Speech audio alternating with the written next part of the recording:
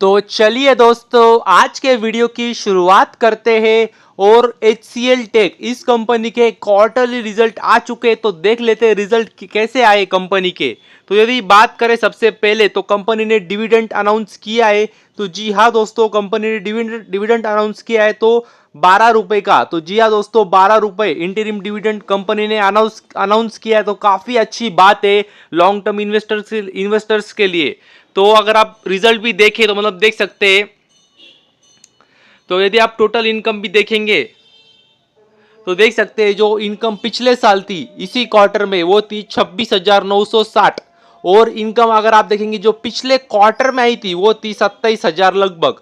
और जो इनकम अभी आई है वो है 28,800। तो मतलब कह सकते हैं अच्छी खासी ग्रोथ है इनकम में कंपनी के इस क्वार्टर के। ईयरली भी ग्रोथ है, क्वार्टरली भी ग्रोथ है, तो ये काफी अच्छी बात है।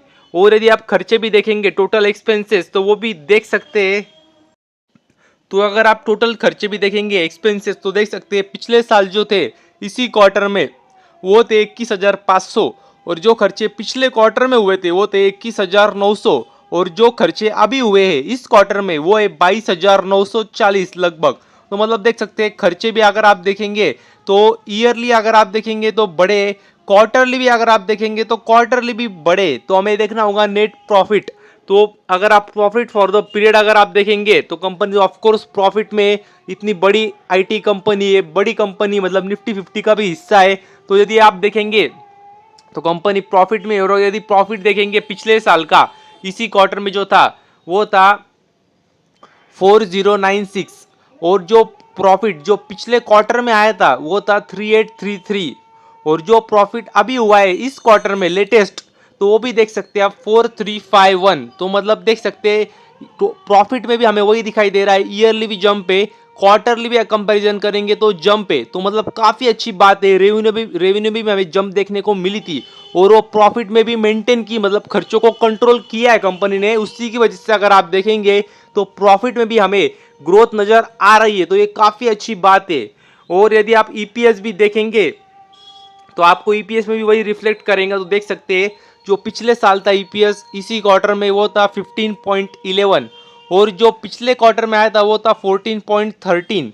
और जो अभी आया ईपीएस वो है 16, मतलब 16 का ईपीएस आया है। तो वही है, क्वार्टरली भी जंप है और ईयरली भी जंप है। तो ओवरऑल अगर आप आंकड़े देखेंगे तो मुझसे पूछेंगे तो मुझे तो आंकड़े पसंद आ रहे हैं, क्योंकि इतनी बड़ी कंपनी है, उनको मतलब जो कहते हैं ना ग्रोथ आनी चाहिए, तो मतलब बहुत बड़ी ग्रोथ तो आने से रही उनके, मतलब उनके रेवेन्यू में, बिजनेस में तो ग्रोथ थोड़ी बहुत ही आने वाली है।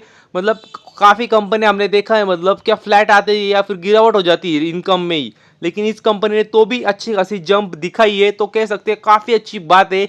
अभी देखना होगा मंडे के दिन मार्केट में कैसी रिएक्शन आती है इस कंपनी के शेयर में, मगर मुझसे पूछेंगे तो अच्छे आंकड़े नजर आ रहे हैं। तो बस अभी के लिए इतना ही। Thank you very much. और भी ऐसे ही वीडियोस देखते रहिए।